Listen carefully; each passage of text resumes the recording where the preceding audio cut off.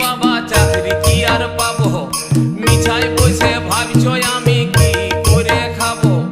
পড়ালেখা শিখে বাবা চাকরি কি আর পাবো, মিছায় বসে ভাবছো আমি কি করে খাবো। আমি বিনা পুঁজির ব্যবসা ফাইদে আখের গুছাই লিব। এবার আমি সাধু বাবা হব, এবার আমি ভণ্ড বাবা